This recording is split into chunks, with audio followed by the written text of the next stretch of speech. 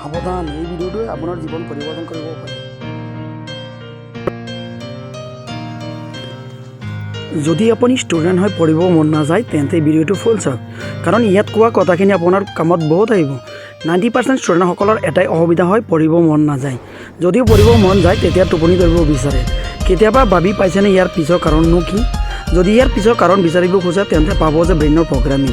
আমাৰ ব্ৰেইন পঢ়িবলৈ প্ৰগ্ৰামিঙে নহয়, আমাৰ ব্ৰেইন প্ৰগ্ৰামিং অকল এণ্টাৰটেইনমেণ্ট আৰু এনজয়মেণ্টৰ কাৰণেহে হয়। যেতিয়া আপুনি নিজৰ পচন্দৰ কাম কৰে, গেম খেলে বা মুভি চাই তেতিয়া আপোনাৰ টোপনি নধৰিব। ৰাতি ৰাতি জাগি হোৱাটছআপ মেছেজ, পাবজি মেছেজিং আদি এণ্টাৰটেইনিং কাম কৰোঁতেও টোপনি নাহে। যেতিয়া পঢ়িবৰ কাহিনী আহে তেতিয়া 10 বা 25 মিনিট পঢ়িয়ে আপোনাৰ চকু মুদিব।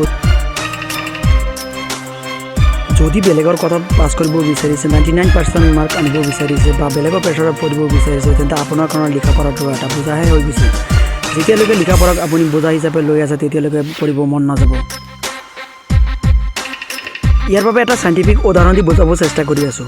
আপোনাক খাবলৈ 5টা অপশ্যন দিছে, তাত এটা আপোনাৰ পচন্দৰ খাদ্য আছে আৰু এটা প্ৰটিন থকা খাদ্য দিছে।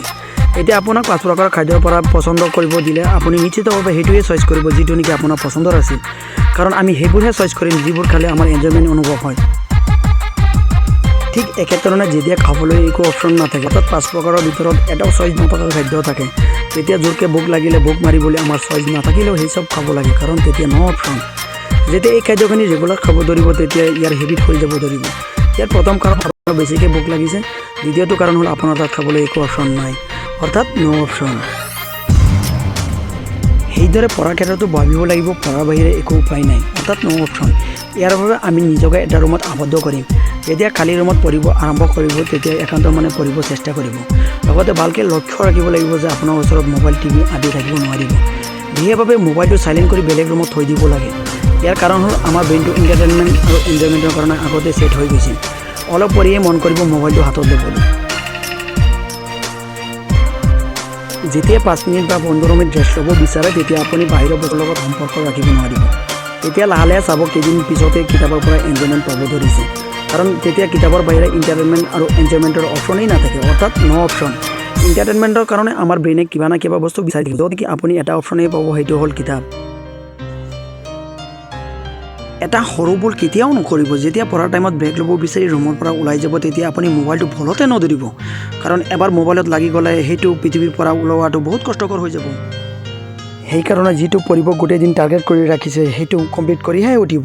প্ৰথমে কেইদিন অলপ কষ্ট হ'ব, যদিও লাহে লাহে ইয়াৰ অভ্যাস হৈ যাব। 21 দিনৰ চেলেঞ্জৰ নাম শুনিছেতো। যেতিয়া কোনো কাম 21 দিন একে ৰুটিনত কৰি যায় তেতিয়া নিজৰ মন আপোনা আপুনি সেইটো বস্তুৰ ওপৰত বহি যায় আৰু সেইটো বস্তুৰ পৰা এনজয়মেণ্ট আৰু এণ্টাৰটেইনমেণ্ট পাব ধৰে, আৰু এইটো চাইণ্টিফিকেলি প্ৰমাণো কৰা আছে। গতিকে নিজকে মাত্ৰ 21 দিন ৰুটিনত মানি চলাওক। তেতিয়া মই চেলেঞ্জ কৰি দিব পাৰিম, আপোনাৰ একমাত্ৰ সংগী কিতাপেই হ'ব লাগিব, আৰু ইয়াৰ পৰাই আপুনি এণ্টাৰটেইনমেণ্ট আৰু এনজয়মেণ্ট পাব ধৰিছে।